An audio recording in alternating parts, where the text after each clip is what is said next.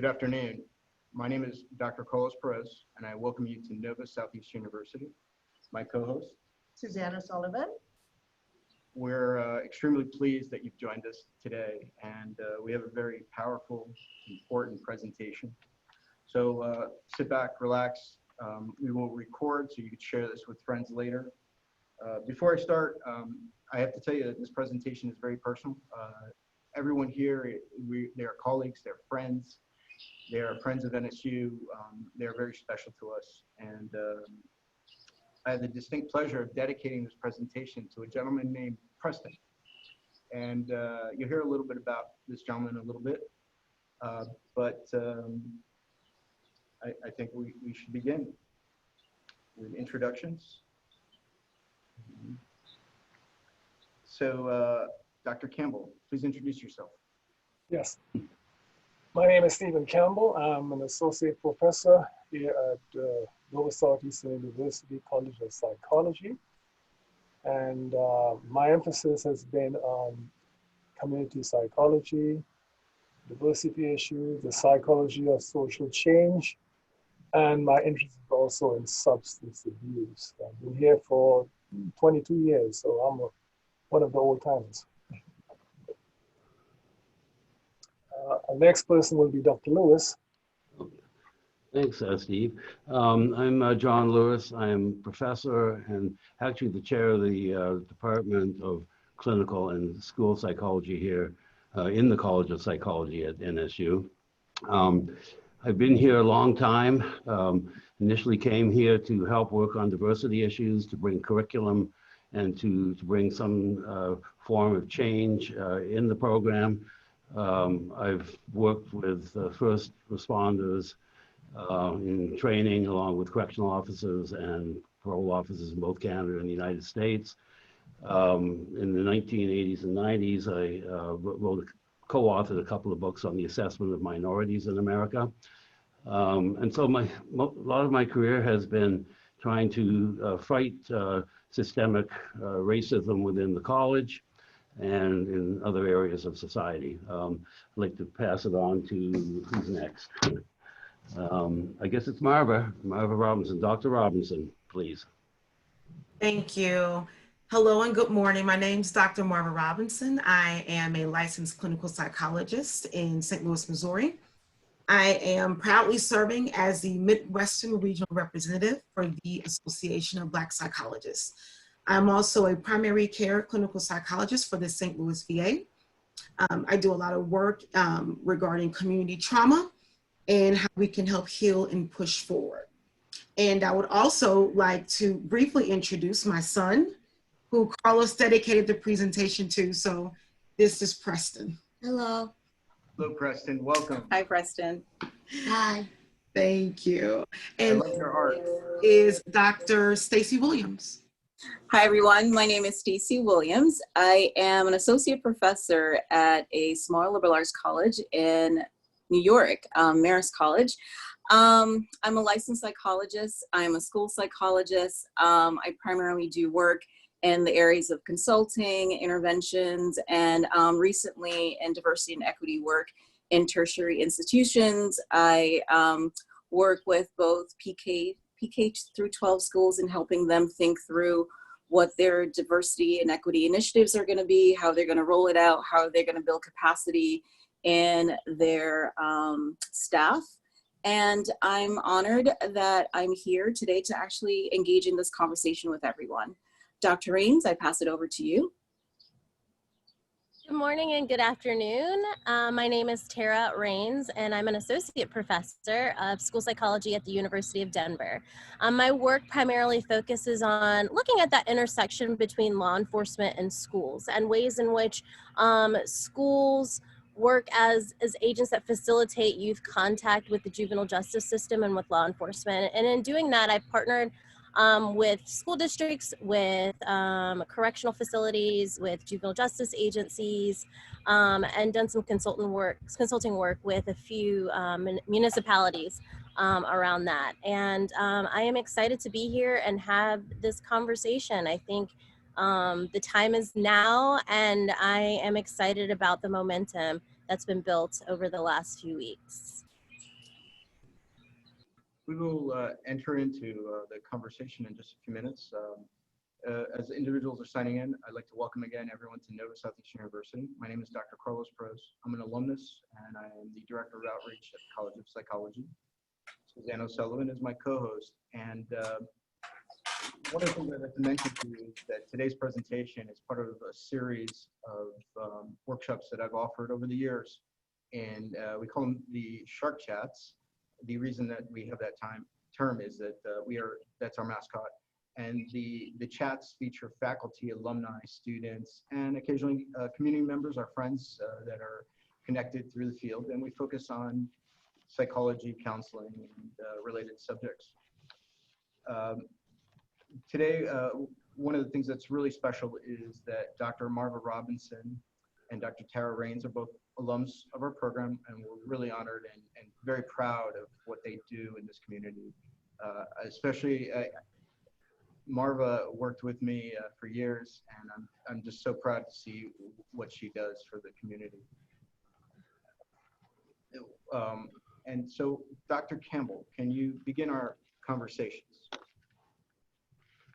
Hey, thank you. This topic, understanding the Black experience in America, is one that is, of course, timely, but is one that would need so much time for us to really look at these issues that I'm hoping that we can talk briefly about some of the concerns that we're dealing with at the present time. But before looking at what's happening today, it's important to have a sort of developmental sequence here in terms of what Blacks have experienced in the United States. Looking at over 400 years of being in this country, of course, starting as slaves, and have been through many different laws that have been passed. Most of them are not really utilized, but they're laws in the books. And we are now looking at what's happening with the Black movement. We hear the term social justice very often, and many times it is associated with police brutality. What we experienced the past couple of weeks is a good example of that. But social justice is a lot broader than just survival. Yes, Black lives matter. And if you're not alive, you wouldn't be able to be engaged. So the first thing is to be alive. But social justice really means that everyone in the society should be able to have equity in the resources, should be able to feel psychologically and physiologically safe. And as you can see, that is not what we are seeing in our society today. Social justice really is like an octopus. It has many tentacles. We can look at the legal aspect, we can look at the economic aspect, we can look at the educational aspect, the social health, just to name a few. And when we start looking at the Black experience through the lenses of what social justice really is, we can see that we have a long, long way to go. I remember the 60s personally, living in Brooklyn as a little guy. And I remember I received a ticket for jaywalking. And to my recollection, all the friends that I've had who were white, I will ask them, did you receive a ticket for jaywalking? And they laugh, I think it's funny. So really, to go through the process of what it is to experience Blackness in America has been personal. Now, the field of psychology has not been well, let me put it this way, we have not treated Black people well as a profession. If you look at the history of psychology, it will give you some reasons why we still have some residual effects.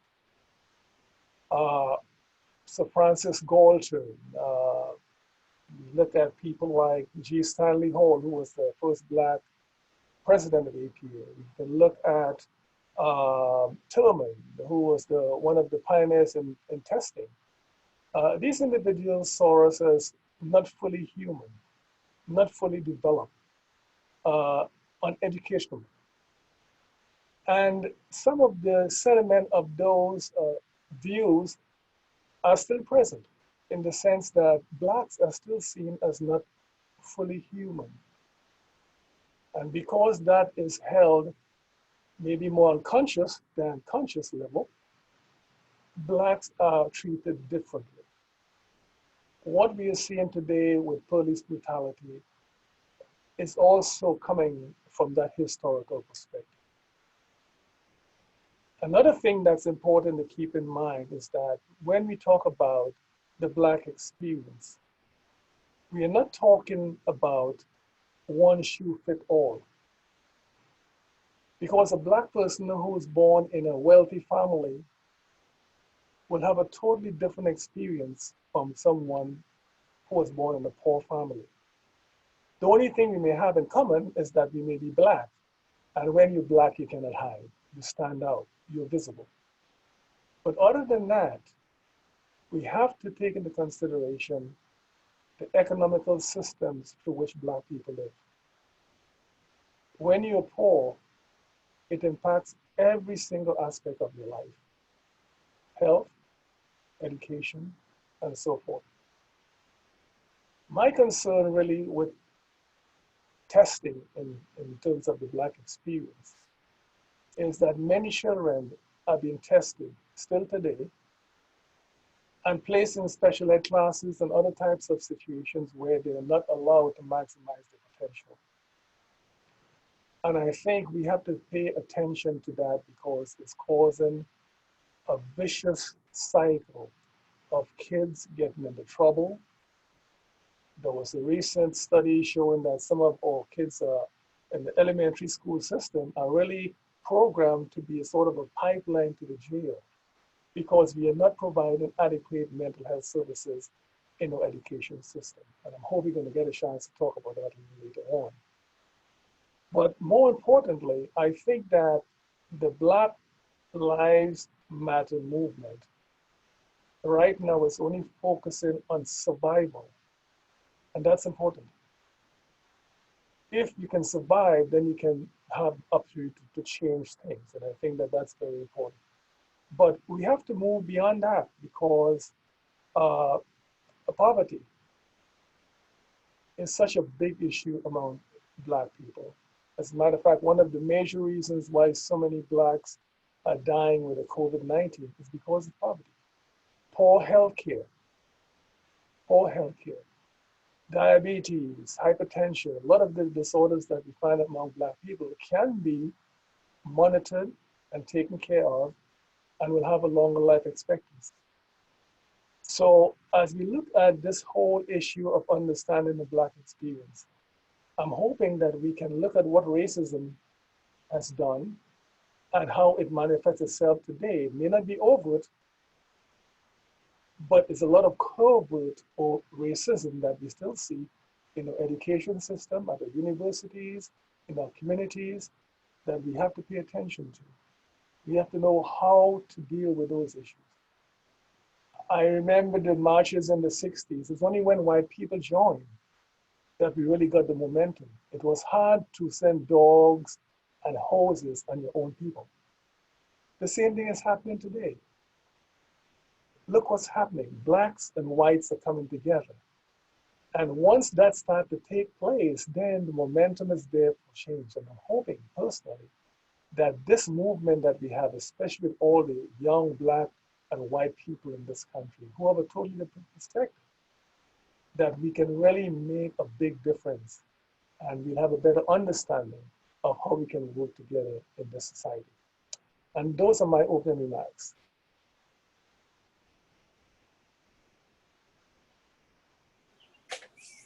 Thank you, Dr. Campbell. You know, I'm so glad that you identified that, you know, we do have Blacks from the African diaspora, right? We have, and many different individuals are likely to have a different experience in America. I used to call it like the history of contact, right? For Black folks here. So whether or not you're coming from the Caribbean, whether or not you're coming from Africa, or Latin America, each one of us, we have different contact stories here in the US. And so, you know, in full transparency, I'm an immigrant, I'm a woman from Jamaica, and there are many of us in the Caribbean community who are struggling with understanding this movement currently because we've been told or we've been elevated to think that we're better than. But I like to say that my Black is not better than anybody else's Black. And I'm a storyteller, and what I'm going to talk about is racial trauma. And, you know, at one point in my experience here, there was 1 week, I'm going to say it was probably about two years ago, where I woke up on a Monday morning and I turned on the news. I'm a CNN junkie, or just a news junkie in general. I turned on the news, and an African-American man was killed by the police. And it was glaringly that he was not resisting or anything. And so I text my group, right? I text my group, and we process in our group, we call this like the sister circle. We process what was going on, and we kind of, you know, we also prayed in that group and actually put on our face and went to work, right? And so many of us work in communities that don't necessarily reflect who we are. And then on Tuesday, I woke up and I turned on the news. Maybe I shouldn't turn on the news, but I turned on the news. And again, an African-American person was again killed by the cop in a different state in the United States. My friends and I we texted each other, we prayed again, we processed. And then we went to work the next day, and one of our friends actually bought all of us flowers because she felt that we needed something positive in that moment. The third day I woke up, and guess what again? Another person was shot, and it was in the media. At this point, my groups and I, we call ourselves the Black academics, we had no energy to give.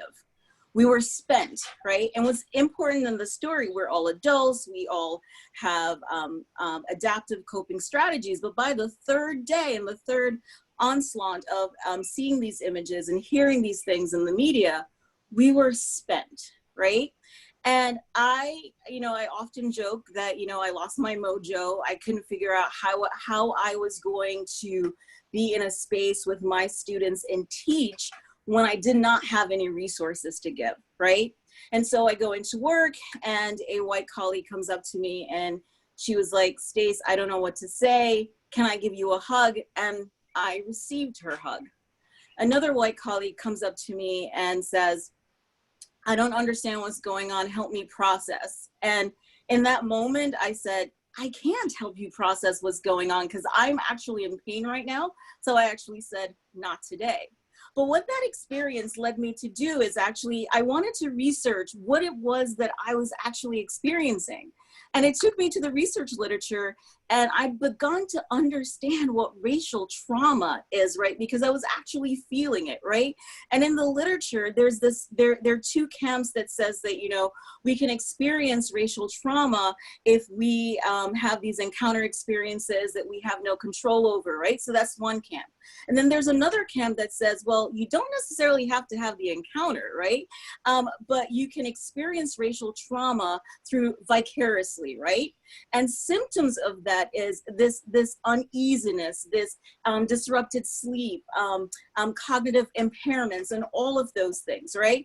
All of those things that I was experiencing with my colleagues. But as a school psychologist, I started to think, what were my brown and Black students experiencing when they went to school? And did they have someone who could recognize that they were suffering from what was actually happening at the national level?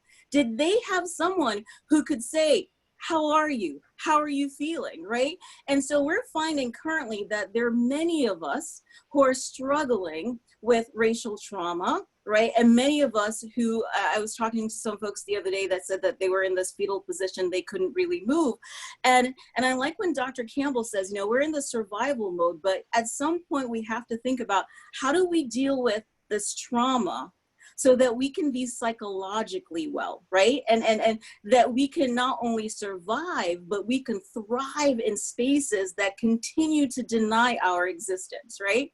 And so the literature says, you want to acknowledge, you want to create space. So whether or not these spaces are your sister circles or communities, to be able to talk about these things, to be able to participate in racial social telling, you want to be able to also, the literature says that one of the one of the things that individuals who've been historically oppressed, one of the things that have helped them to thrive in situations that have not necessarily been made for them is a strong spiritual background and a strong ethnic background, right? These are some of the ways that we can deal with the things that we may not be able to explain in the moment.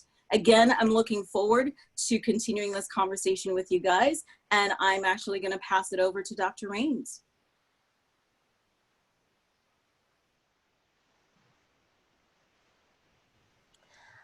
Hello, I prepared something to say, and then in listening to Dr. Campbell and Dr. Williams, I so deeply agree and feel so deeply moved by what they shared. I think there are two main points that, and going forward, we need to keep in mind. One is that intersectional identity. You know, we talk about the Black experience in America. It is impacted by so many various identities. Dr. Campbell talked about SES. You know, there's the impact of gender, there's the impact of sexual orientation, there's the impact of geography, on whether or not you're in a position to be tokenized, right? Representation matters. For me, it's important that we actively work to make sure that folks see people of color, and particularly Black people, in all areas, represented across the academy, represented across CEOs, represented across boardrooms, because that's where decisions are made. That's how the stories are captured, and that's how power is gained. You know, a lot of what's been happening in the last few weeks has been about an imbalance of power. And there's plenty of power for everyone. I think it's important to note that giving power to a group that has been historically marginalized doesn't diminish anyone else's power, right? And I think it's important that we work hard to tell the story of Black in America, and it's not going to happen until Black people are in a position to have a voice and to tell that story. What Dr. Williams said about racial trauma and exhaustion is real. I myself have felt a physical weight the last few weeks that is only attributed to ongoing racial trauma. And I hope that we're able to share stories and answer questions today in this conversation, in this dialogue, that help others see and understand better the story, and why we have to have, you know, a better distribution of representation across all planes in the U.S. I'm gonna give it over to Dr. Robinson, because I apologize, I'm still digesting what Dr. Campbell and Dr. Williams said, and I did not anticipate being as moved as I was by their words. Thank you. Hi, I think before I go on, we will hear from Dr. John Lewis first. Well, this has been a very difficult process for me to decide what I was going to say today. You know, I'm a member of the community that's white, and yet, and have grown up with white privilege. And so for me to actually think about what is the Black experience, and how do I try to deal with that? I mean, really, I don't feel qualified to speak for people of color, what trauma they're going through at this point in time. You know, the Black Lives Movement has obviously been affecting anybody from any of the cultures that make up this country. However, I think that if my perspective has been that I'm kind of very saddened by the events, but and outraged, of course, but I'm also extremely encouraged by it, because, you know, I've been doing some type of diversity training since I came to know her, and even before that as well. I was doing some trainings back in the 1980s, especially in the 1990s, working with people to try to crack through some of the racist attitudes of law enforcement and other groups. But you know, I look at it and I say, have things really changed, and have they changed enough in the time that I've been working in this area? I was just reading the other day again about the Arthur Mcduffie case 40 years ago in Miami, where he was killed by, again, white officers. It started the Miami riots. They finally did a memorial service for him back in February of this year in Miami. So has anything changed in 40 years? All I can say from an academic perspective is we've been trying very hard to work on systemic racism in the curriculum, trying to talk to people about and perhaps holding a mirror up to their face about white privilege, about unconscious bias. I've seen some of the dialogue become kind of intellectualized over the last few years. Instead of straight out racism, now we started calling it micro assaults, microaggressions, micro insults, and those kind of things. But really underlying it all, it's an attitude, both from individuals, especially individuals in the white community, but not just that community as well, but also in the very fabric of the justice system. I've known all along, I used to work in the jail system, that the over incarceration, given the percentage of African Americans, especially in this country, we know that African Americans are being, even to this date, incarcerated for felonies that non-African Americans would be incarcerated for. We know that mental health services are just not as available, quality mental health services within the communities. We know all of these things we've known about, and with the coronavirus, we know that there's a higher percentage of people of color who are being diagnosed with very little treatment. And so all of these things talk to me to be like a systemic problem that we're really trying to work with. So how do we get, from my perspective, how can we move ahead here? Because I'm encouraged as well, because at least the dialogue is out there again. It was hidden there, in my estimation, for 10 to 20 years, and now it's right back in the forefront. So that's always a good thing, and from my perspective. And I think that we can now look for some kind of constructive change, some equitable justice. I'm not going to get political, but the defunding of the police, I don't necessarily believe it should be dismantled, the police system, but I think that money should be somehow diverted into communities that can maybe self-police, or at least provide more resources, so that at least some degree of social justice agenda can be pushed forward within the communities that need it the most. From my perspective, I got to keep working in the area. I've got to try and train students that they need to, especially if they've grown up in white privilege. Because don't forget, the psychology programs in this country and mental health programs usually kind of have a fairly high percentage of upper middle class or middle class folks who might have grown up with some kind of privilege too. So at this point, it's very important for us to bring that agenda forward. Again, all I can do is, from my perspective, I think I'm trying to be much more of a change agent than I ever was, trying to understand the Black experience more fully. I think Black Lives Matter for me is not enough. That's the bare minimum, Black Lives Matter. That's the survival that Dr. Campbell is talking about. But I think we have to get to a higher level of morality in this one. It's not just Black Lives Matter, but there has to be the valuation of the culture, the Black experience in America, the Caribbean experience in America, and we have to move forward. It's not just for me, Black Lives Matter. I think that's the baseline, if you will. I just hope that we can move forward in this area. And again, I think I'll pass it over to Marva at this point to make comments too. Dr. Marla Robinson. Thank you. Thank you very much.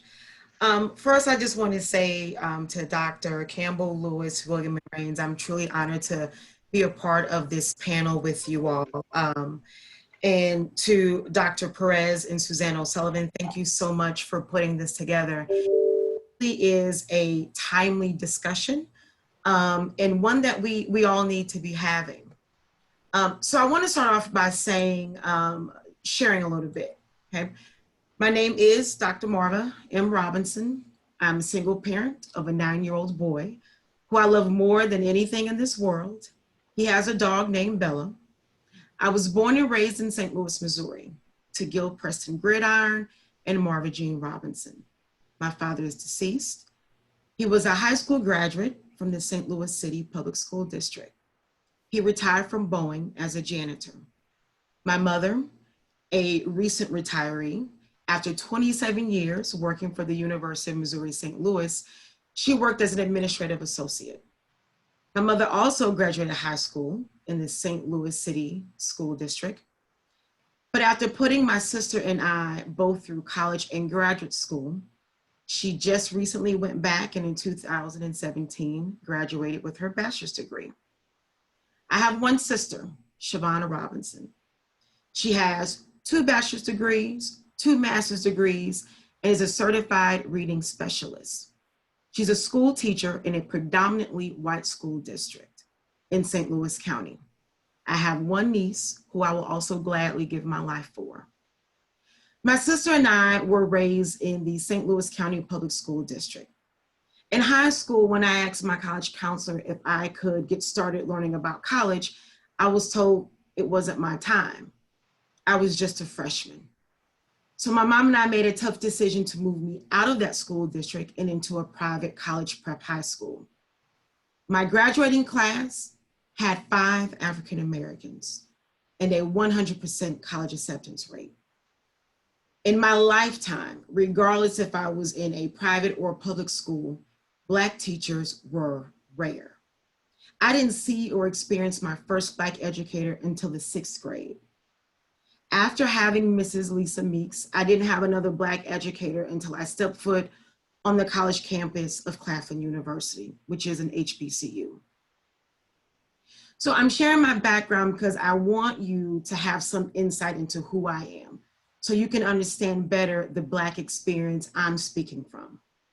I know the title of this presentation is about the Black experience, but we are not a monolithic people.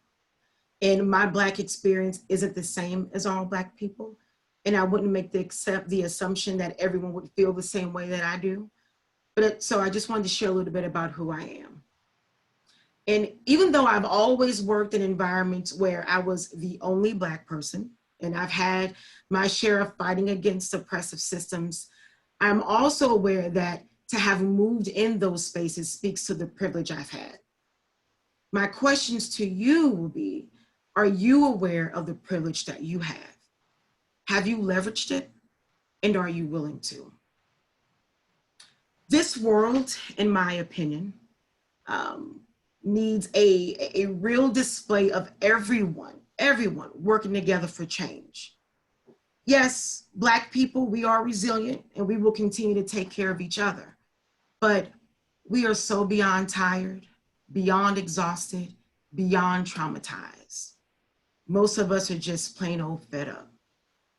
When I worked with the Ferguson community in 2014, after the shooting death of Mike Brown, I saw a community that had already been beaten down with oppression, over-policed, no store ownership, no home ownership, school districts with low performing scores, and on top of all of that, they were left to watch one of their own community members lie on the ground for 4 hours, dead in the sun. That kind of torture doesn't go away. And unfortunately, that story is not unique. It happens over and over and over. It's hard to help children understand why their humanity isn't valued and to soothe the fear of parents who wonder if their child will be next. No one should be okay with watching a man tortured in public. This should not just be a Black person problem. This is a people problem. And because it's a people problem, it will require all people in all spaces to do their part. We aren't asking for white people to save the day, be heroes, or save us. We, in my humbled opinion, are just asking for white people to be fair, to be just, to practice real equity in real time forever. Not just this week, this month, or even this year, but forever. We want you to do your part, to do the work that Dr. Lewis spoke of. If you're in a leadership position, create spaces for your employees to have open and honest dialogue. Say Breonna Taylor, say George Floyd, say Black Lives Matter. Don't pass the responsibility on to one of the representative Black employees to teach and train your staff. It's not fair, and it's burdensome. It's extremely hard to be Black in America, to deal with the community and the racial trauma, then go to work and have the added responsibility of having discussions which should have been had years ago. Deans and chairs of departments and principals, make a statement to your community. Your silence is deafening. As the leaders, it's your responsibility to speak up. It's not the time to delegate the work to a small group of staff or staff invested in diversity. Instead, it should be you partnering with them to make a bold statement about where your universities and your school district stands. Your students will forever remember what you choose to say or not say in this moment. And clinicians and providers who have the responsibility of taking care of Black people, be okay with asking your patients how they are doing. Create the safe space for the discussion to happen. As I said earlier, I'm a clinician. It became important to me that not only I, but also the other providers I work with create a safe space for others to be able to have these discussions. So I did something which I thought was very simple. I created a tool. It's a simple tool that allows you to ask the person you're working with how they're feeling about what's going on. You know, you can say something as simple as, so tell me how you feel about everything going on. What have you heard about the murders of George Floyd, Breonna Taylor, and Ahmaud Arbery? Or the video of Christian Cooper and how they were treated? And then we listen. We simply create the space for these conversations to happen. We're the providers, we're the clinicians, we're supposed to be the healers. And so how can we accept a patient or someone into our office, go into their mind, their thought, their personal life, and not take a second to acknowledge this huge pink elephant in the room? So it's a brief tool that I created, and I would love to share this with all of you. And I will put the link to using this document in the chat box so that it's my way of sharing with you a simple tool that will help you all in being able to do the work. Lastly, before I close, I wanted to read just a snippet of the official statement that came from the Association of Black Psychologists. It says, countless events of race-related violence and aggression that continue to plague the nation and the media significantly impacts the thoughts, behaviors, feelings, interactions, and reactions of many people. As we grieve the loss of Black family members during the COVID-19 pandemic, we share in the grief, pain, rage, and sorrow from the recent murders of Ahmaud Arbery, Breonna Taylor, and George Floyd. We understand both instances, racial health disparities and race-related brutality, as two strands rooted in historical, institutional, and systemic oppression, personified by Amy Cooper, a white woman who summoned the police against Christian Cooper, a bird-watching, law-abiding, unarmed Black man. The debilitating psychological effect of centuries of racial oppression cannot be underestimated. European human traffickers uprooted an estimated 15 to 50 million Africans, leaving broken bodies, spirits, and families. Centuries spent burdened by the legacies of enslavement and racism have left the Black community in distress in all areas of life. We, the Association of Black Psychologists, penned this open letter to tell you what we expect and express how our people experience systems of dehumanization. To say we are frustrated would be an understatement. To say we are tired doesn't come close. However, if we must continue to show up and shout out to claim our right to breathe, we will do so. Our protest is the collection of voices unheard, the fury of the invisible, and the power of the grieving. We will continue until justice is served. Our protest is our breath. So in addition to leaving you all with the tool of how to create safe spaces, to have these conversations with your patients, I also want to leave you with a few thoughts. I want you to ask yourselves, what work do you need to do to check in on those around you? And what work do you need to do to be a true leader in the space that you lead? Are you showing up? How can you leverage your privilege today and for the ultimate greater cause? And how diverse are your workspaces, your leadership spaces? Lastly, what work do you need to do? Sometimes it's not all about asking the person to the left who's the representative or the token person, but it's about you doing your own research and doing your own work. Again, I thank you all for attending this presentation, and I will turn it back over to Dr. Perez.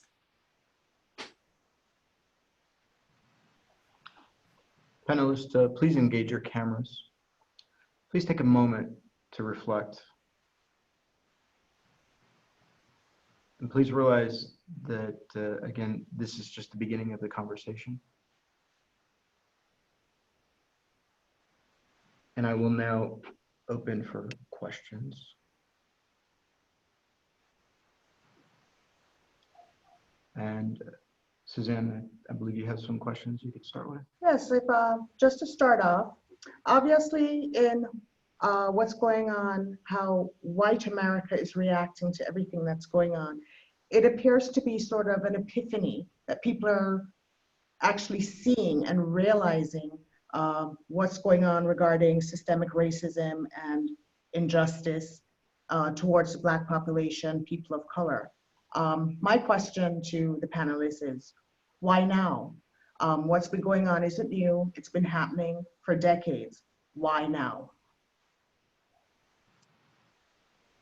I'll take a stab, and then others please join in and offer your perspective.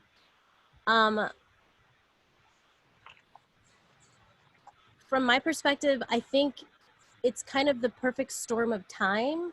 I think as a country, as we're grappling with the COVID-19 pandemic, people have the opportunity to sit and think about humanity and about lives and about what's important. And I think that space that was created by the viral pandemic has given folks the opportunity to think about the racism pandemic that we also struggle with. That's my perspective. Other thoughts? I think it's extremely difficult to respond to something unless you have a good idea of what is being presented. I think that the videotape of this last crime that was committed is something that stays on your mind. It's almost as though you cannot escape it. And because of that vision in your mind, it forces you to take action because it's a constant reminder. I think that's one of the reasons why I think people are responding to this. These things have been happening before, but they were hidden. Now you have the visual perception of exactly what's happening, and it's hard to turn your back on that. And Also, I know, I remind you that you could also pull from the chat. Sorry, Dr. Robinson, please continue. That's okay. I think also it's the unfortunate collection of bodies. It's the collection of public lynchings that have been replayed, and gone viral, that has become this collection of guilt. And so it's to a point where now, the first time you saw a video, you know, those activists. The second video, okay, you know, I'll listen to a conversation about it. The third, the fourth, the 20th, the 100th video, right? So it's unfortunately this collection of dead Black and brown bodies, I think, that has led to where we are now. Although we all pray that it will be the last one, you know, I try to garner as much hope, the hope that Dr. Lewis spoke of. But I'm one of those Black people who say, okay, they've been arrested, now what? Right? This is the beginning. You know, now there comes the trial. Will they be convicted? What will the sentences be? Is that true justice? Well, some would say the fact that they were allowed to go home that day after murdering George Floyd isn't justice at all, right? And so now it's time to play catch up. So why now? I think it's just been the collection over time that has kind of tugged at those who had maybe been silent in the past. Now they kind of feel a push to do or say something. You know, I believe that white America has known that this has been happening, right? And I think Dr. Lewis talked about privilege at some point. You know, like folks enjoy their privileges and they don't necessarily want to share that. And we have many folks in administration who for many years have walked, let me close my door, you might be hearing my train. We have many folks in administration for many years who've been walking that neutral line where they feel that they want to do something, but they're also beholden to their community who don't necessarily believe that Black lives matter, right? And I think you're right, Tara, we're home with our families. You know, like COVID has made sure that we're in the space where the only thing that we have is each other, right? You turn on the media, that's it. And sometimes in communities, folks just turn the TV off, right? Like I turn the TV off, I don't necessarily see it, but you're seeing it. And like Dr. Lewis says, you're seeing other people saying like, this isn't right. And you're having parents having like really hard conversations with their kids when their kids are asking what's going on, and we can't hide from it anymore, right? And I think you're right, Dr. Robinson, like, you know, silence equals violence. And if we continue to be silenced, you know, when our students actually return to school, how do we actually support them if we're not really understanding what it is that they're going through? And Dr. Robinson, I was hearing you talk and I was like over here snapping. I was having an ABCI moment, but I was literally thinking about when you said, you know, if we don't do the work, you know, whoever we is, if we don't do the work, it's going to be really hard for us to support our students. And so one of the things that I'm concerned about currently is people engaging in this protest as a form of performance art, because that type of protest is actually more damaging to the folks that say that they necessarily want to advocate for. And when people say to me, how do I support this community? I say, do the work. I say, Google. There are tons of stuff currently on Google that's really free that you can do the work yourself without burdening a person of color to help you do that work, so that you can truly support the individuals that you say you want to support.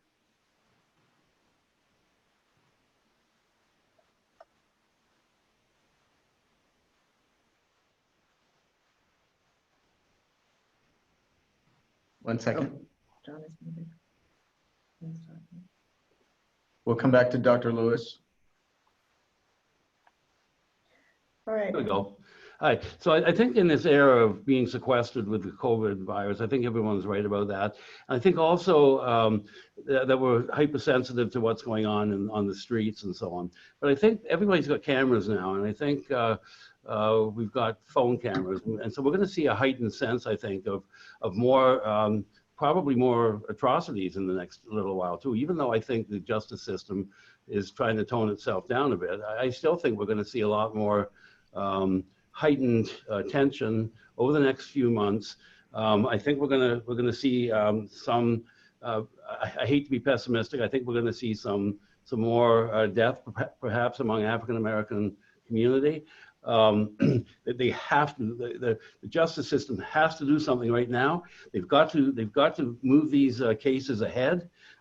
With the murder of George Floyd, this is still taking too long in some ways to kind of resolve itself. All these atrocities and so on within the justice system, they've got to start doing something now. I mean, we talk about the future and systemic change, but we've got to start doing stuff immediately. I mean, the communities are not going to put up with this kind of stuff anymore. And that's not just the Black community, but I think many of the folks who are seeing this, even in the white community, are outraged by all of this as well. I mean, there is that group, of course, that will become hopefully extinct in the next decade or two, who still cling to their sense of not just white privilege, but also that white is right. But I think we're going to have to see some real clear change over the next 6 to 8 months.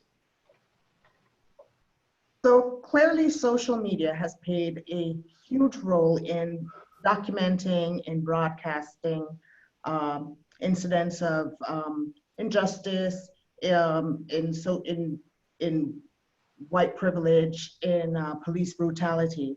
So does support on social media, how does that does it result in actual change in real life? And can it be viewed as a measure of the desire to move towards change?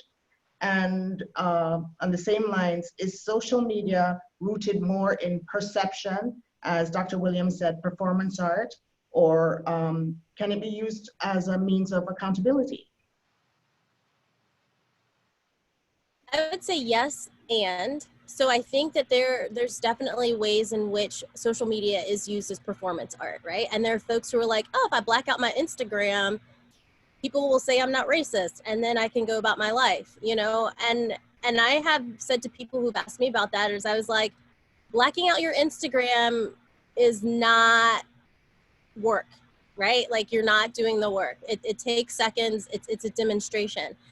And I think social media has been incredibly helpful in raising awareness about what people can actually do, and how they can follow through and be advocates and be supporters and be allies. You know, like, I was reviewing social media this morning and learned that still no one has been arrested or charged in the Breonna Taylor case.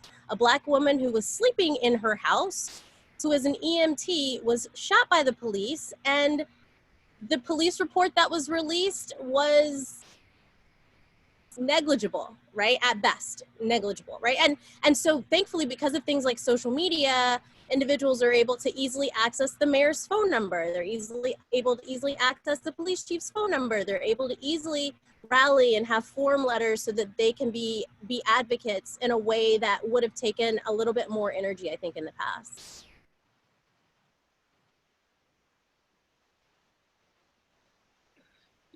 Panelists, please recall that we do have some questions that came in through the chat. We certainly want to have this be a dialogue, so feel free to pull from a question if you'd like.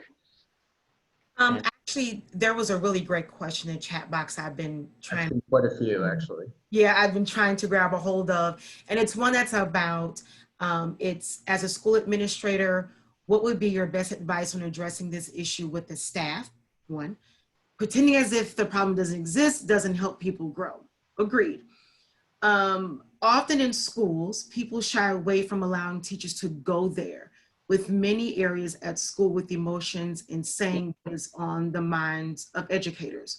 What would be the first step in doing this when school starts in August? Great question. When I hit the ground running in Ferguson in 2014, I had the opportunity of meeting with different school district administrators.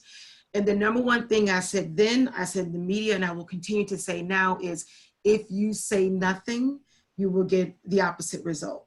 We cannot not address it. So I'm glad that that individual is aware of that. So I think you want to start with your staff. I would, if as leaders in the district, you don't know and you haven't done that necessary type of work to know how to open up this space for the teachers, then hire an outside consultant. I know of one particular colleague who does trainings on equity all over the place. And so there are professionals who exist to help administrators have these conversations. But starting with your staff to weigh in and see where they are, and then coming up with an approach to addressing it with the students. There are teachers out there, I can brag, like my sister Siobhan, who for years has had something in her classroom called What in the World Wednesdays. And so keep in mind, I mentioned in my statement, she works for a predominantly white school district in St. Louis County. And so on this day, she has taught her kids in advance how to have crucial conversations. So the children come to class with different topics from the world that they want to discuss and have conversations about. You know, and so to hear some of the comments that parents have said, like the kids are coming up and engaging conversations that they haven't even addressed at the dinner table is important. It starts there. You know, so if educators can help train up children about how to have conversations, you can disagree and agree at the same time, and not to shy away from, but to lean into these difficult discussions, then our world will definitely be in better hands. So hopefully that educator administrator does have a plan, or we will be putting a plan in place for both their staff and their students. Some of you guys may live in places where your community may not support what Dr. Robinson is talking about, right? Because our public school systems are run by school boards, and if our school boards deem that this conversation is not safe or could incite whatever, they're gonna squash it, right? So recently I was working with a teacher. She was working with the school, but she lives in another district where they wanted to have the conversations that Dr. Robinson is talking about, and her school board voted it down. So if you're in that places, and what I'm learning, what I'm appreciating about this period in history is that it's not the leaders who are doing stuff or leading this movement. It's the folks who are empowered to act, right, without an organization behind them. So, you know, I again go back to doing the work first, like identifying individuals like yourself in your school community, if you're one of those other districts, that think along the lines that you do, and organize a book club, a self-reflective book club this summer. Because I understand, let's keep it real, in public schools, your students are going to be out, your faculty is going to be out, and you can't really bring them back because of union issues or whatever. So if you do this where, you know, folks are coming together to just have this book club, that's one way of probably getting around that. And I'm going to recommend, because I've been recommending this book to everyone, because I feel like, right, and I have no stocks in this book, but Me and White Supremacy, like she calls a spade, and she literally gives you everything that you need in order to begin to engage in like anti-racist dialogue. But what I love about her book is that it's a 4-week intensive reflective journey, right, that you can do with your leaders. Because if you're doing this with your leaders, it talks about tone policing, it talks about how silence equals violence, right? Which gets to the issue that Robinson talks about in terms of your kids are actually listening. So if you get folks who think like you into this group, who are actually leaders in your community, you can engage in this dialogue. And then I always encourage individuals at the end of this journey to actually identify actionable action steps that you can take going into that school year, right? So it might be, okay, what am I going to do when I return in August? And, you know, Daryl Wingsu, who's written a lot about microaggression, who's one of the books that I really like, it's Race Talk and the Conspiracy of Silence. He argues that we have to be intentional about this work. But here's the thing. If you've already done the work this summer, then you can be intentional about the work. Because when you begin to do the work, there's going to be a lot of emotions. You're not going to be really scared about it. There's going to be a lot of silence, and you're going to be able to deal with it. And this is why it's so important for us who are leaders to do the work before we create programming for our staff, for our faculty, and for our students. I would like to add that with that Me and White Supremacy, there was a time when those resources were available for free. And I know there's some free PDFs floating around the internet I would encourage you to purchase them from the author. She's put a lot of time and energy into them, and there's a history of stealing Black intellectual property in this country. And so I would encourage one of your first steps toward anti-racism to be to buy that material. You know, I think what has been said so far make a lot of sense in the real world. But I think what I've seen for the past 40 years in this country, growing up in this country and going through psychology and at the point where I am in my life, a lot of focus has been on being politically correct. Institutional, clinical, and personal. And yes, it's important that you speak to people the right way and say the right words. But I think I haven't really seen a movement from that to really developing a caring response. I think that that's missing in this whole formula here. For instance, a kid who is in a school and gets into a fight with white kids will quickly get expelled from the school instead of finding out that the kid is expelled because the kids are calling him racial names. That is a systemic problem that needs to be addressed, not kicking the kid out of school because he's getting fights. And I think that we have to get to the point where we educate our students and ourselves that you have to be able to treat each other with the most respect that you can develop as a brother, as a sister, as a spouse, as a child. That's the kind of caring response that's needed here before we can make an impact on Black lives. Being politically correct is not enough. I'd like to ask a question from the chat. Sarah sent a question. At what age should a young Black child be exposed to systemic racial injustice without causing depression?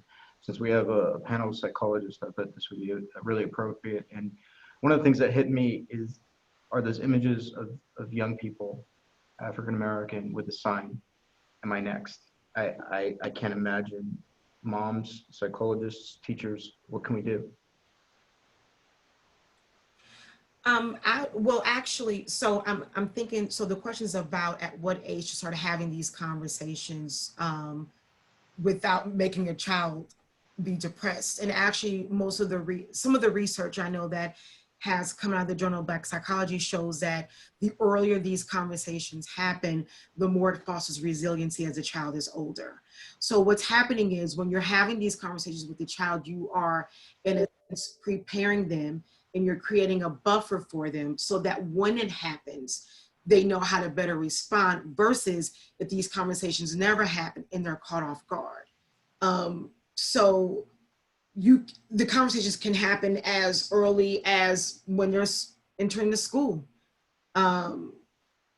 because that's when kids are more likely than not to have their first experience with discrimination.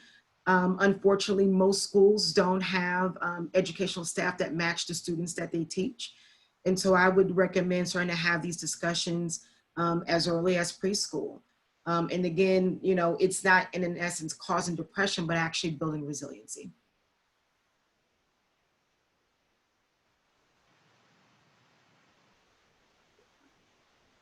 All right, just shifting gears a little bit. Probably any of the three women on the panel would be able to answer this one. Most protests regarding police brutality typically arise from incidents involving Black men. So who speaks up for Black women? And it's being said that their voices are being removed from the discussion, even though we are the ones that do the heavy lifting in most of the organizational developments, especially as it comes to Black Lives Matter, Me Too, Say Her Name. And is there an intersection between gender and race, and how can they be addressed under the same platform?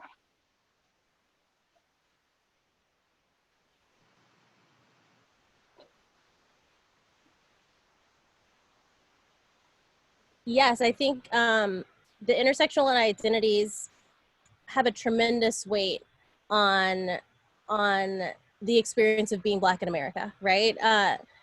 Black women have historically carried the weight. There's a fantastic podcast called Still Processing, and they talk about how Black women continually save America, right? Like, I think it was a year or two ago when there was this Oprah for President movement, right? Because Black women continue to come through and scoop up messes and not receive recognition.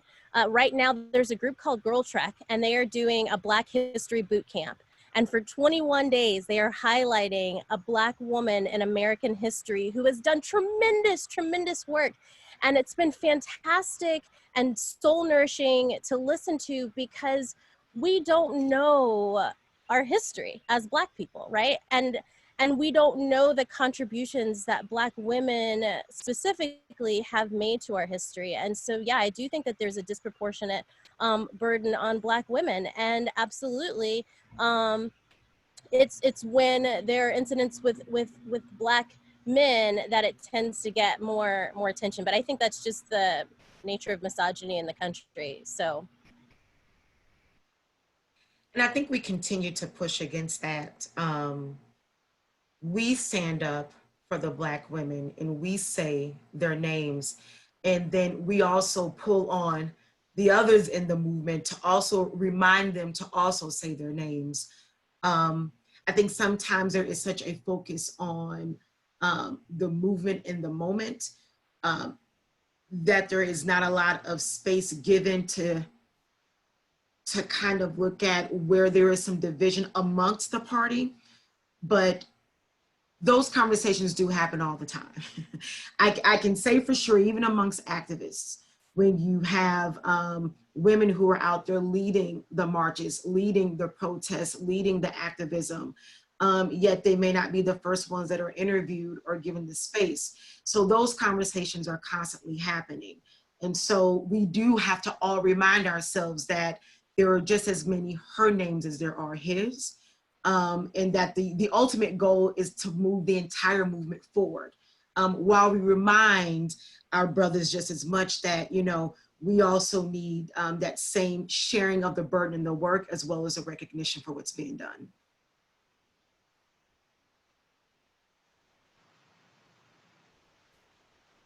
Thank you, Dr. Robinson and Dr. Rains. In the same vein of, you know, who needs to help and who also needs to speak out, what is the role of other people of color in the fight for equality and social justice? And do we need to like a united front, or do we, you know, start with one group and add the layers as we move along? You know, as an immigrant to this country, I benefited from white supremacy, right? Because when you're an immigrant and they hear a little accent, they're like, oh, you're different. And they give you resources. And, you know, I've said to folks, they give you resources that were historically targeted for African Americans, right? As a one of the things that came out of the civil rights movement. And so what I realized in doing my own research is that every marginalized group that has come to the United States has benefited from Black folks fighting for stuff, right? So even individuals in the disability field, like the fact that we have special education laws that protect students and families, that came out of Brown versus Board of Education. And so what I'm finding is that although there are those of us who feel that we have benefited from, sometimes I've struggled with the fact that other folks don't realize that and actually speak up, right? And I think that has to do with how close different groups are to the construction of whiteness, right? So if I think about the model minority myth, you know, oftentimes Asian Americans don't necessarily feel that they are part of the fight and the struggle, so to speak. And sometimes my goal is that because of the model minority myth, they're considered the model minority in the literature, although there are those in the Asian American community that talks about the differences within the group, and that not all Asian Americans actually have similar experiences in the United States in terms of their relationship to the construction of whiteness. So I would actually like if everybody could understand, I think what Dr. Robinson said earlier, that we're truly all in this together.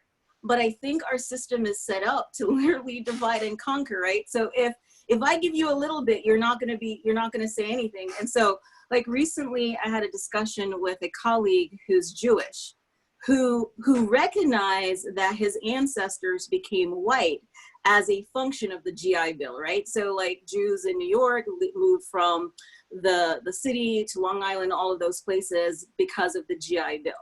And his family didn't really experience racism or discrimination. But recently with the shooting in Philadelphia, all of a sudden his Jewish identity was right there in the forefront. And then he was like, oh my God, like, I don't really think about this stuff, but now I have to think about it, right? And so it's the seduction, I think, of whiteness, why folks don't necessarily feel that we're all in this together.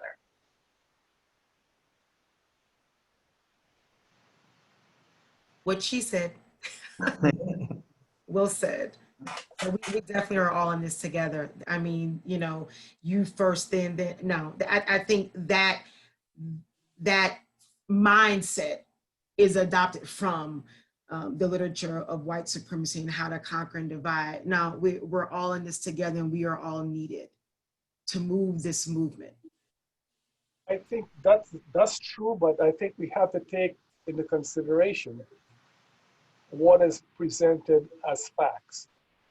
If you look at your jail system, how many Asian Americans are in jail?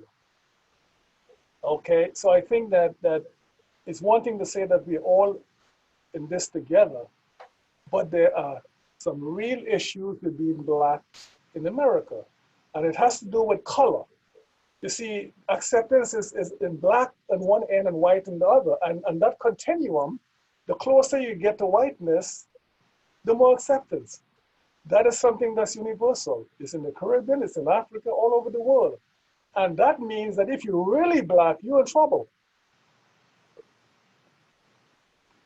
I think it's also important to go back to what Dr. Campbell said in the very beginning, is that every Black person in this country, in this space, on this planet, has had their own set of experiences, right?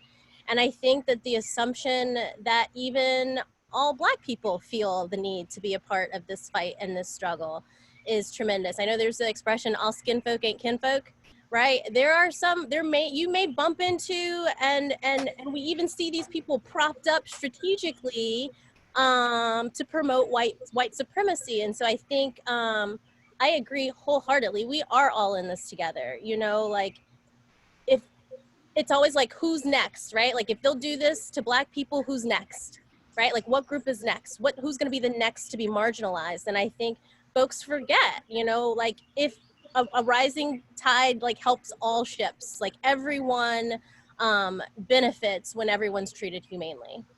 And I also want to make a quick point about the gender binary. We talked earlier about the weight and the work that Black women do, but I think it's important that we realize that the Black experience across the gender spectrum is disparate, right? Like, Black trans women, and in fact, I think a body of one was found today, and they're not getting the support from the Black community or the community at large. And I think it's important that we recognize that Black trans women are also missing and being murdered at alarming rates.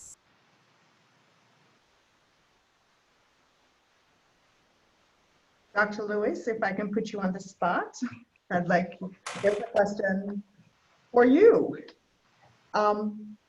What does white allyship mean? And what do you think it should look like? And if you can come up, you know, let us know some conversations that maybe, you know, need to occur between the groups, in your opinion. Microphone, Dr. Lewis. Microphone. There. Thank you. All right. So the question of white allyship, what does it look like, and what can we do about it? Well, I think there's a great responsibility and burden on white educators, especially if we're in these programs, especially if we're training people to work with mental health issues and working in schools. I think the first thing that has to happen, though, is that we have to come to the conclusion that we have to feel pretty strong and pretty secure in our own skin as a white person here to be able to even tackle some of these problems. And, you know, many people that I know have done the self-searching, have done the work that's been necessary to kind of ferret out what they consider to be their own unconscious biases and but you know, that's only a few people. I mean, that's the trouble. We've done this with over the years, working with students in our program. We've tried to get them to a point where they can see what white privilege is and what role their ancestors have played in the history of this country in terms of race relations. So I think it's a start, but I think it's very difficult. I was looking at some of the chat questions in here where people are saying, you know, what do we do about white racist supremacist America? And there's people out there, and some of them are hidden, you know. And I know that we've had people even in NSU, and every so often they try to say something, and because if there's a white person in the room, they think they're going to get some kind of support for their comments or their jokes or whatever they're saying. I think it takes much more systematic planning to become an ally. One has to gain the trust of someone that's from a different ethnic racial group. And I don't think it's an easy thing, but I think over the course of time here, and I keep feeling somewhat hopeful that we're moving ahead in a stronger direction, that we've been isolating the kind of what we call the bad apples, if you will, from the group. And we're going to try to make them, I think, hopefully they're going to become more extinct over the next number of years, but and we're going to be much more diversified in our thinking. I don't know. This has been a tough battle for 200 years, really. So it's not like it's going away too quickly. All I can talk about, though, is that there are a significant number of folks who do believe in trying to, you know, be allies in the fight against injustice and systemic racism. I don't know where else to go with that. So how do you respond to non-persons of color, your colleagues, your friends, who are fairly comfortable actually having a conversation about the actual protests, about the riots, but not so much comfortable in speaking, in having the discussion about the actual reasons behind the protests? How do you approach? Oh, okay, I guess I'm back on the hot seat here, but well, like, it's open to anybody. Look, it's not a comfortable conversation, but it has to be done. And you know, in most of the academic settings, we do have a certain amount of you know, liberal attitude, and certainly it's less entrenched than it would be in some other areas of society. However, it does happen. People who are people you know, who are not of color will say things. That's happened all my life, actually. They say things in the restroom or in the coffee room that they hope that they will get support for, and that support is usually it's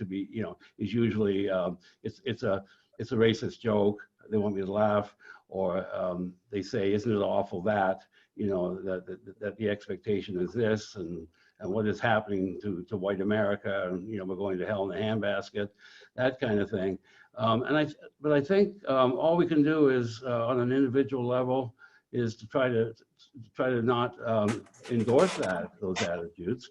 Hopefully we can say things that are somewhat impactful.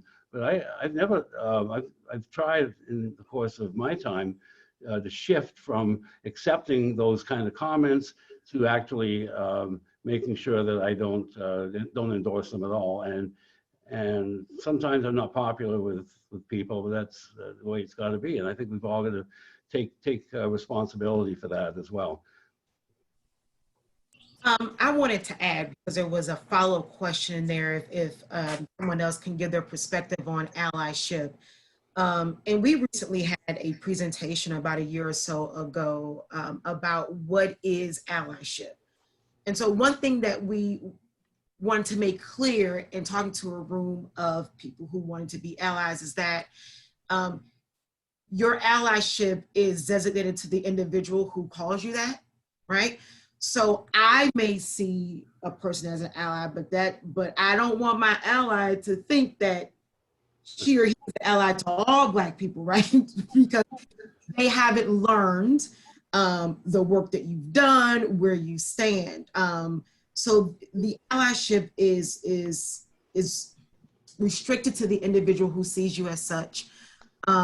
Allyship requires that there is work that is done on themselves, being aware of white privilege, white fragility, and also a willingness to leverage that privilege in not only in public sectors, but also in those private conversations where we may not be able to listen and hear those. And so those are kind of the conversations that we've had with colleagues about allyship. I don't know if the others want to weigh in on that. Can I follow up on that? Am I unmuted? Someone's been asking in the chat about trainings, and I've been to many implicit bias diversity trainings. And one of the most powerful trainings that I've been to, actually, and it was a diverse audience, right? There were students, there were faculty, there were practitioners from the field, Black, white, you know, everything. And it's a training that's done by the People's Institute for Survival and Beyond. They're out of Nolans, and what they do is their training is all about undoing racism, and their training is centered in educating individuals about policies and laws that have been used to subjugate people of color and primarily Black people. They also do in their training, they elevate African history, right? And contributions to thought development, because one of the things that they do at the end of training is that in order for us to become an ally, an advocate, we need to say that we're racist. So that's what the white folks need to do in order to do this work. For a person of color, they need to decolonize the mind to believe that they can do the work, right? And so that's one of the things that I love about this group. And so interestingly enough, I attended this training at Vassar College here in Poughkeepsie, and there is a group there that's working on building allies, right? Because in order to support allies, there needs to be continued work, right? Where you have continued reflection. And there's a young woman that was sitting next to me, and she was one of the organizers for this. And she turned to me, and this was probably her third workshop with this organization. And she said, Stace, I'm really struggling today because I'm realizing more and more that I'm racist, right? And it was really hard for her to say that. And I turned to her and I said, and by the way, she's white passing Latinx. And so she's enjoyed the privilege of being white, but she's also Latinx. And so I said, you should share that in the space. And that was really powerful for her, right? Because in order to be an ally, we need to understand what are the benefits that we're getting from this relationship.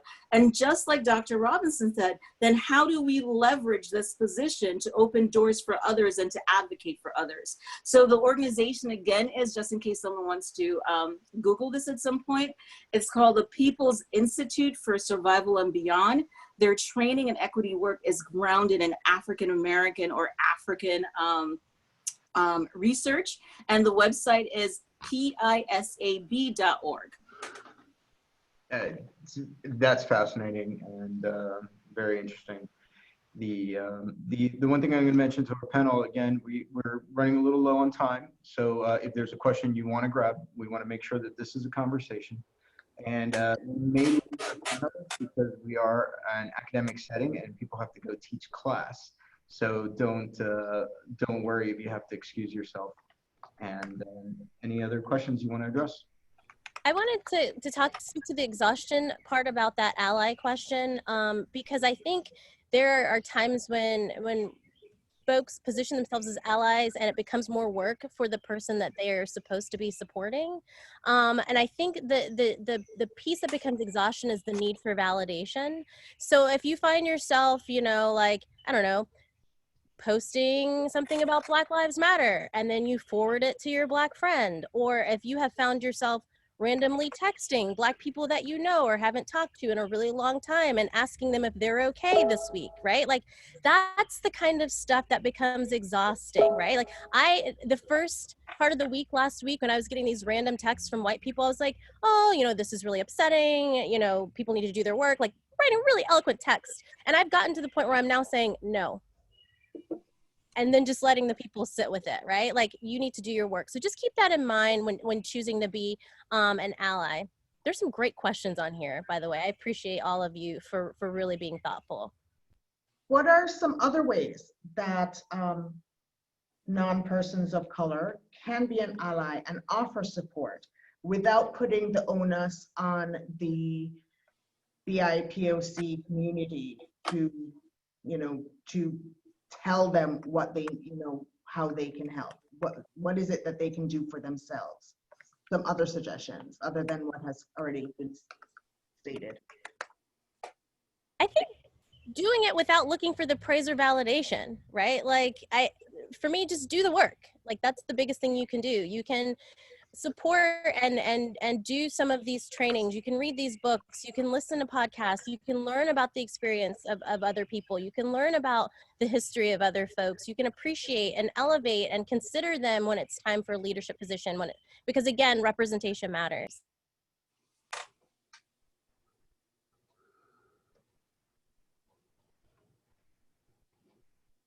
All right, Dr. Campbell, I'd like to have a question for you. Faith, religion, and the church have always played a large role in any of the Black equality social adjustment movements. Is there still a place for this, or should the movements adopt a more political view?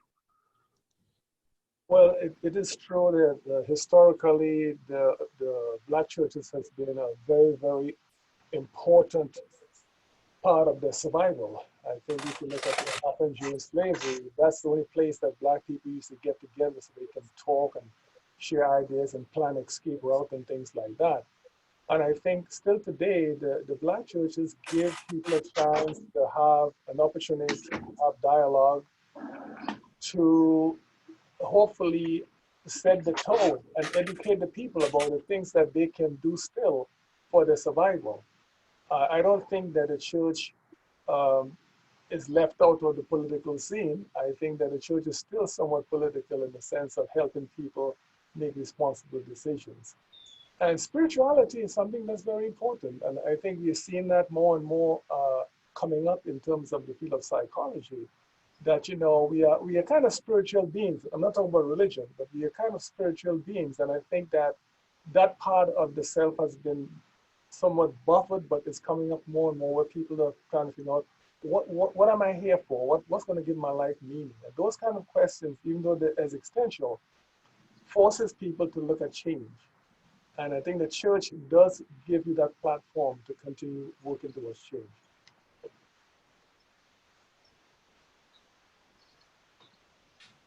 I wanted to follow up on a response or a comment in the chat box. So after Dr. Rain spoke, I think someone asked, are we supposed to ask people how they're feeling, or is that bad? And it's interesting because a friend of mine started, we started like a Sunday Zoom conference where we kind of just check in with other Black men and women to see how they're doing. And there were two of us with opposing views on this exact question. So my friend is saying, you know, it's like all of a sudden everyone wants to ask me or be especially nice to me, like white people I've never seen before is saying, how do you feel, right? And so she was trying to practice self-care and she was checking out of like a plant store. And so the woman starts talking about, you know, how she's been protesting and she thinks it's wrong. And she's asking the woman, so how are you doing? How are you feeling? And so my friend goes, I was just practicing self-care. I didn't come outside to have a conversation about institutional racism.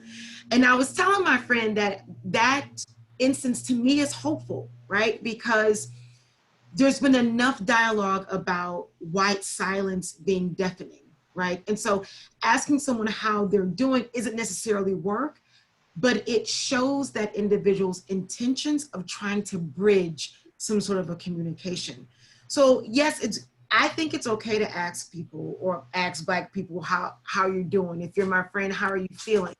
The question becomes, are you asking them because you want them to know that you're concerned, or are you asking them to get a long response? Because if the response is, I don't want to talk about it, then you also have to respect that space. But at least we would know that you thought enough about us to do a brief check-in. And so hearing that more of those conversations are popping up, to me, is hopeful. And I think it depends on the individual too, like Dr. Robinson said.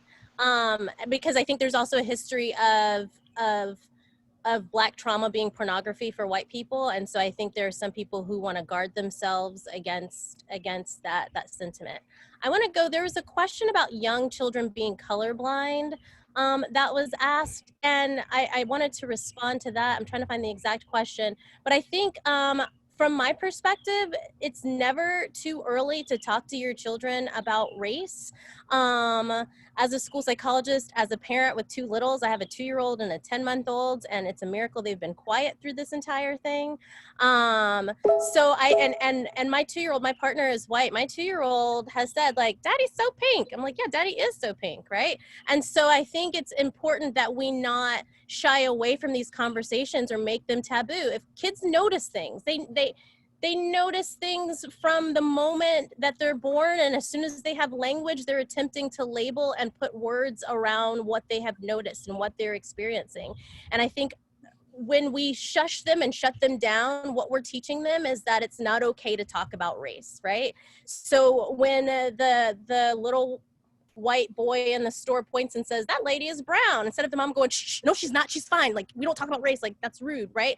Just say, yeah, she's brown, and keep moving, right? And also, again, I keep harping on this representation thing, making sure that the books that your kids are reading, the shows that they're watching are representative. PBS has an amazing array of programming that shows folks from lots and lots of different backgrounds and from lots of different races and ethnicities. And so taking advantage of some of the resources out there is huge. And colorblind, remember, colorblind erases, right? And the goal is not to erase people's color, that's not to erase their experience, it's not to erase who they are.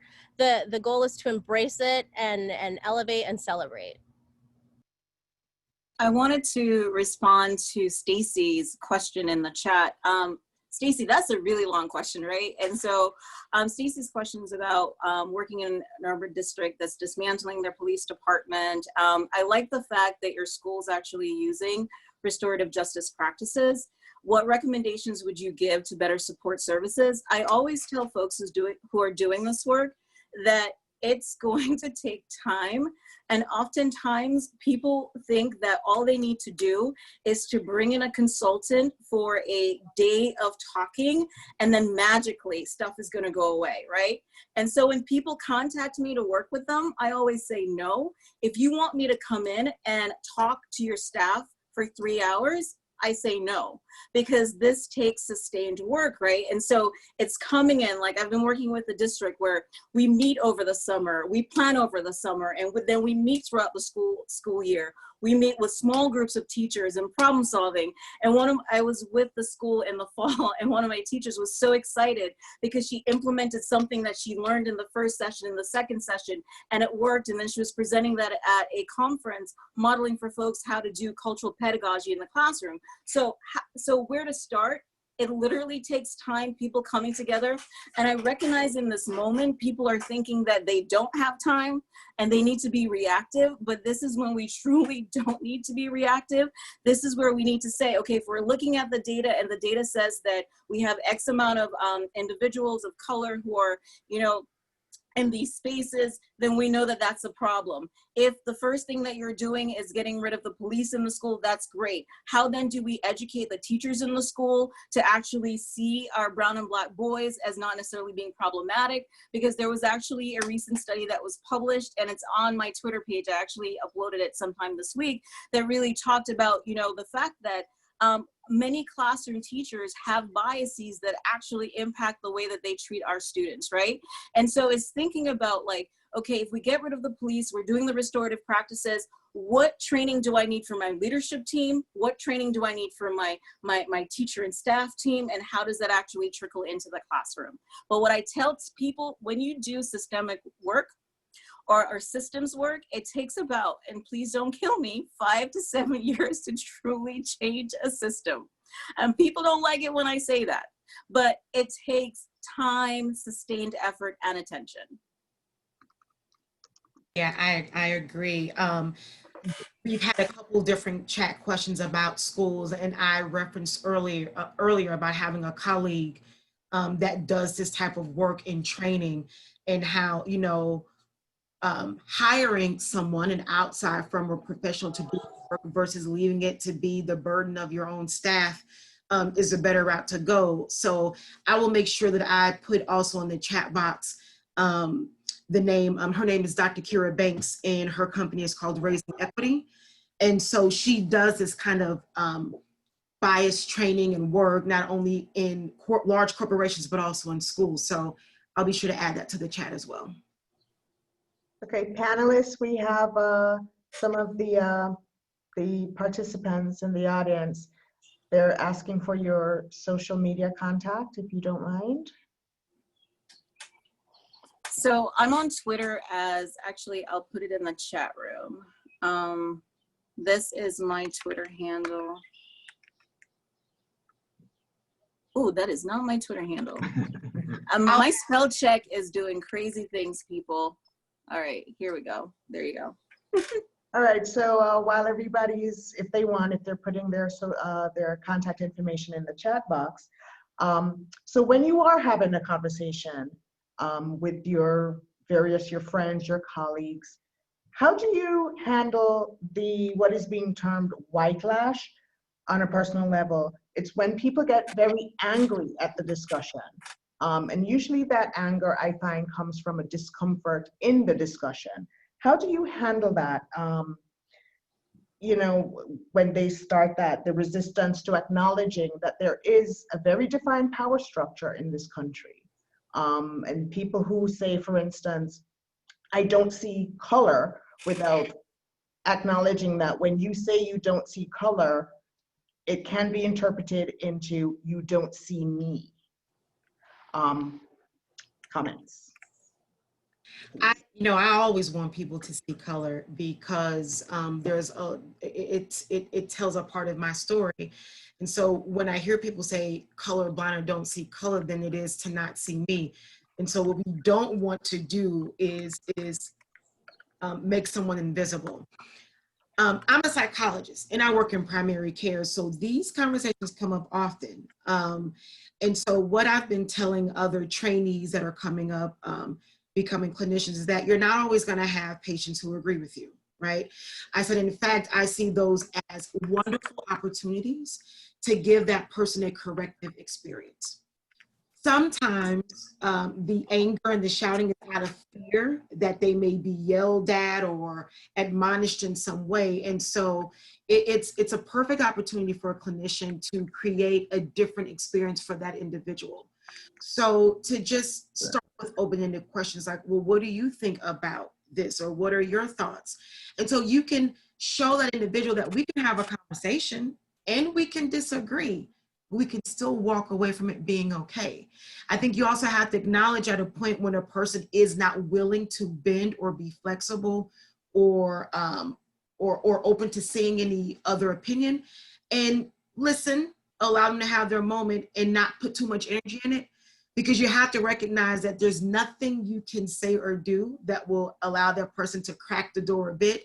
And so you don't want to exhaust yourself in having those conversations.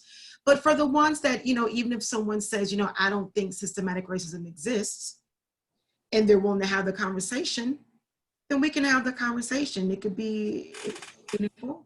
You can share your thoughts, give them some resources, but ultimately, when you two walk away, it's their onus of if they want to see any change or not.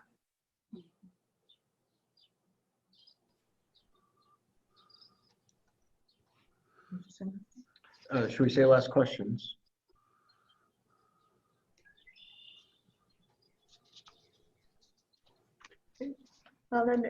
While we're waiting for the participants to add their questions, further questions into the chat box, what steps do the nation's political leaders need to take immediately to address the current situation without blocking the continuation of the conversation? Seriously, that's the last question. No, not the last. Not the last. Such a loaded question. I know. That is a loaded question. I'm gonna give 2 cents and then pop off because I was supposed to be someplace else 40 minutes ago. Marla, thank you so much. Thank you. I think it's cash, right? I think where we put our money is what we value, and folks are saying defund the police. Like, that's fine, but then what are we doing with that cash if we defund the police, right?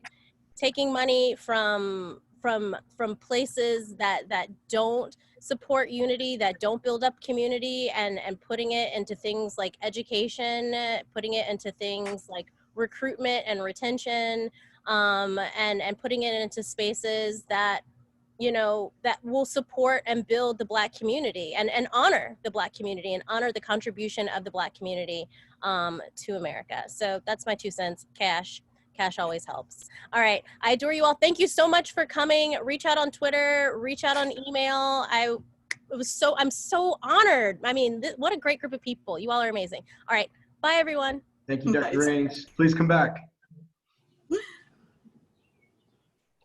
So any other final questions that you want to take? I'll follow up on that one. It is a large question. So what I'm going to do is, so the Association of Black Psychologists did make a statement, and in one of the papers we wrote, it's our call to action. And so we do address that, as well as what other institutions can do to move towards an anti-racist society. So I'll also post that link in the chat box.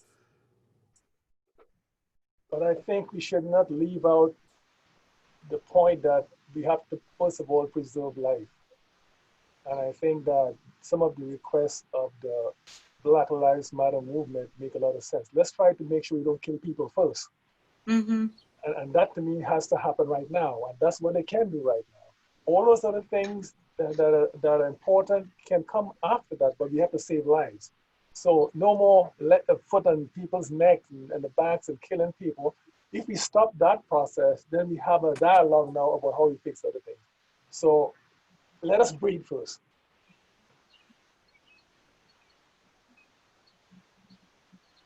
And I'm gonna go back to just educate, right? Just educate, just like, because let's call a spade a spade. The history in this country has muted historically oppressed voices. A couple years ago, in a state, I won't name the state, they decided not to cover slavery, and instead they said Africans came to the US, and it was a parent who called the school district out and was like, no, we were brought here in shackles, right? So there's a whitewashing of history that's going on. So there's a great potential, or there is a potential that the people that we do have in leadership positions don't know the history of this country, because the history of this country has never been taught.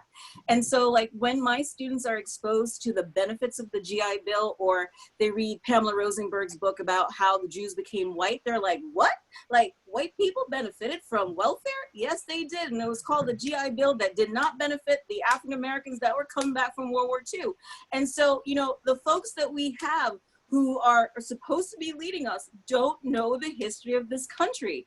And so again, just educate, understand why people are crying out, educate why people are saying, just let me breathe, just let me live. Like, seriously.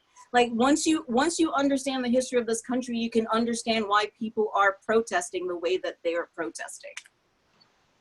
Someone just brought up the issue about voting. I think that is a very, very important point. Voting at the state level as well as the country level, because a lot of the people who make decisions about law enforcement are your local agencies. So you have to be able to vote for people who have the same kind of values and beliefs that you have at all levels, the local, the state, and the federal level. Vote.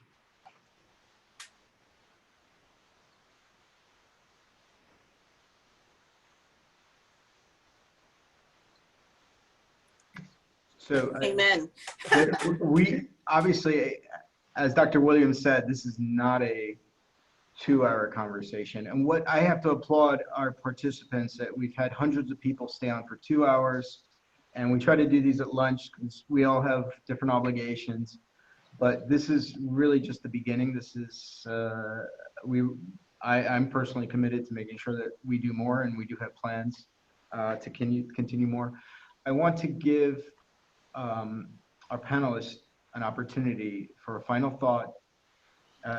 We can't take any more questions. We will continue this conversation, but a final thought, give us homework assignments. Yeah, right.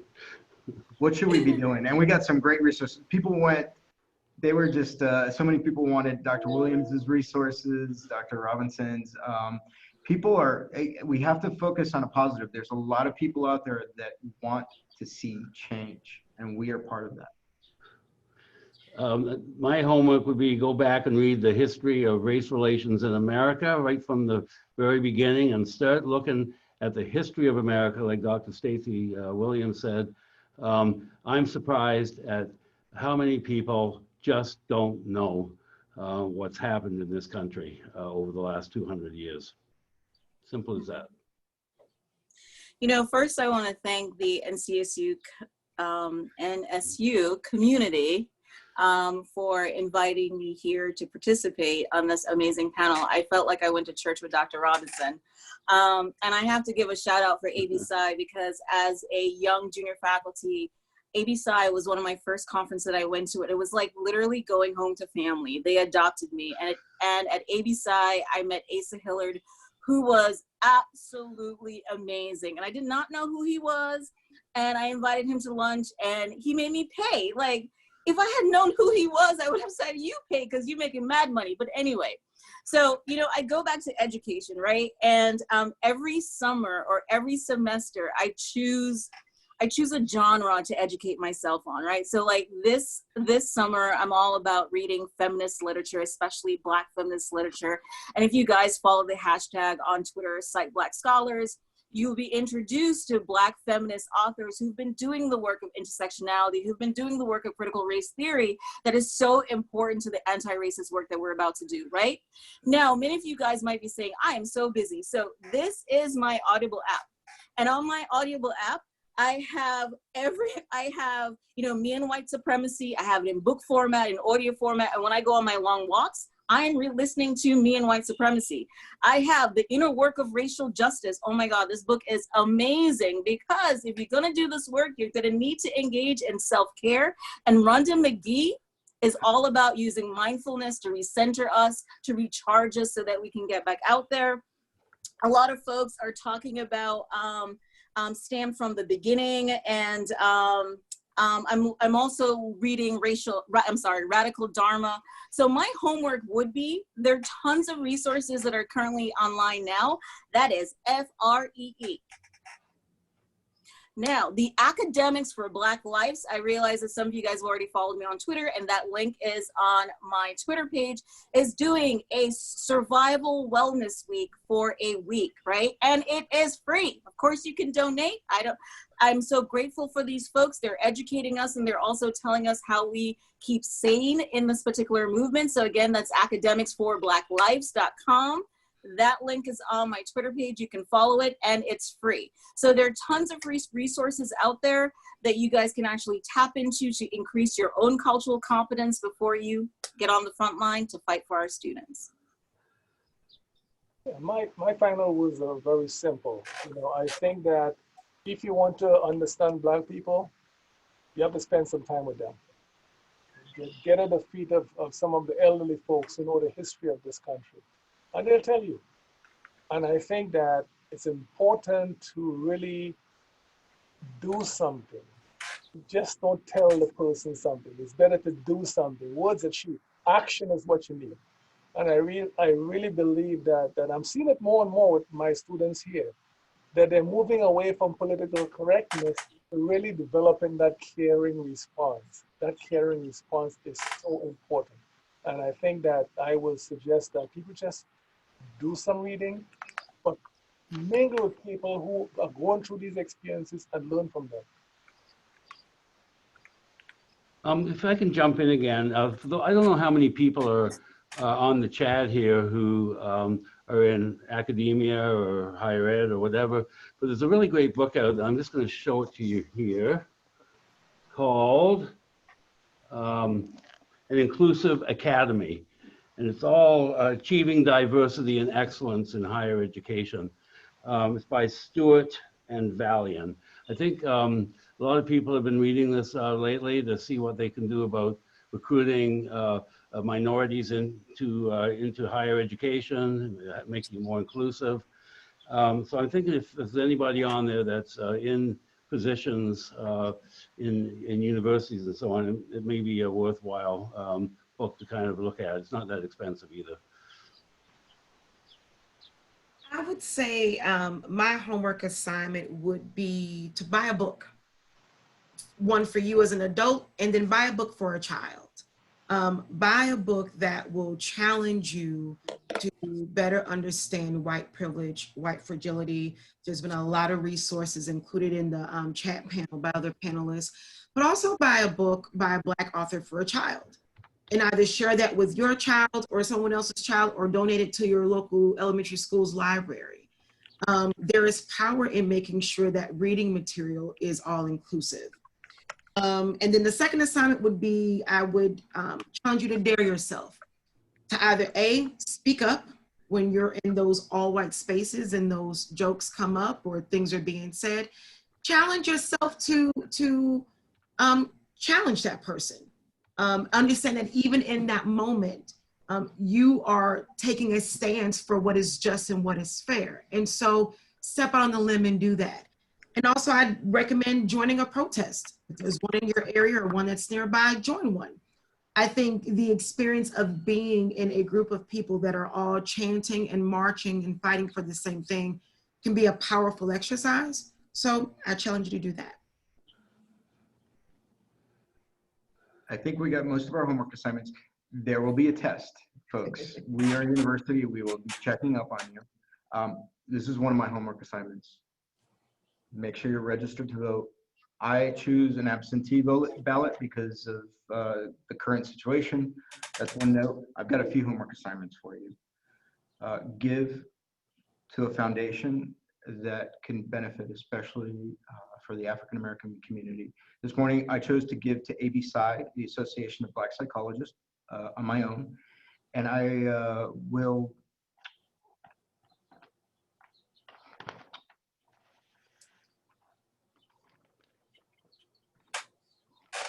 Sorry. I will also give to my undergraduate institution with a legacy gift that's substantial. I've done this at my institution for the study of the refugees. I am a Cuban refugee, and I call on the Cuban community to step up and support the African American community. This is very important in Miami and Fort Lauderdale. And I think you guys, please join me. Let's do this for Preston. Let's do this for other young people, and let's change this country. I think for most people who joined us today, the mere fact that they took 2 hours out of their lives to listen means that they're open. And I think all of the panelists, you know, I love you guys. You have given what you've put out there. It's food, definitely food for thought. You've also given them very specific things they can do, which I think a lot of people have been asking for. So I do thank you for that, for the participants who are still listening. Our hope, our goal is to bring each of the panelists back individually so you can listen to them for, you know, what their thoughts are for another 2-hour session. We're working. I'll be in touch, guys, so don't ignore my email. Thank you. Thank you, everybody. Thank you for listening. Panelists, thank you for participating. We appreciate this so much. I thought this session was absolutely amazing. I mean, I was fascinated just listening. Could listen to this this could be a week-long course if, you know, the amount of information that's out there and the discussions that need to take place. This can go on forever, but thank you very much for doing the work. Thank you for joining us. Thank you for agreeing to be a part of this panel. I appreciate it. Thank It's you. Preston again. Hey, Preston. Second. Bye. Bye. Thank you. You're Thank you, everyone.